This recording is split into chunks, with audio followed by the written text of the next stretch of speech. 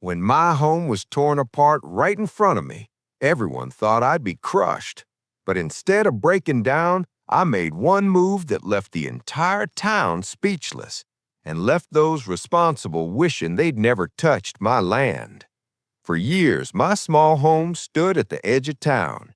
It wasn't much, just a cabin with a porch where I drank my morning coffee and a workshop where I built furniture. But it was mine, and every nail, every board carried a piece of my sweat and soul. Then came the so-called progress.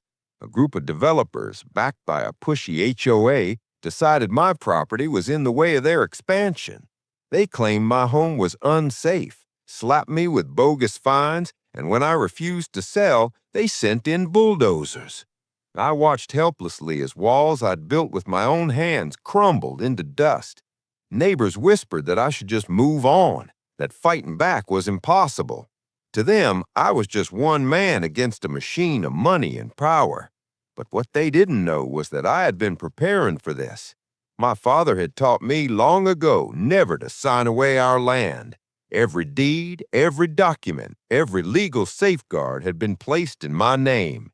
And while they thought they could intimidate me, they overlooked one fact.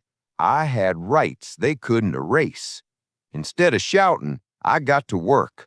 I hired an attorney, filed lawsuits, and brought in inspectors who revealed the truth. The HOA and developers had acted illegally.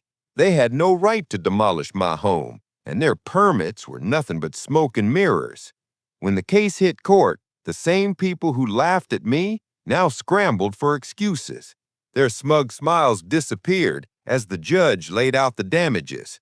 They would not only pay to rebuild my home exactly as it was, but also compensate me for emotional distress and lost property value. The figure? $7 million. When the judgment was read, gasps filled the courtroom. The very HOA president who had gloated as the bulldozers rolled in now sat pale, her empire crumbling around her. Weeks later, I stood once again on my land, watching as crews rebuilt my home, this time under my orders. Neighbors who once doubted me now stopped by to shake my hand, and the developers, they vanished, their project dead before it began.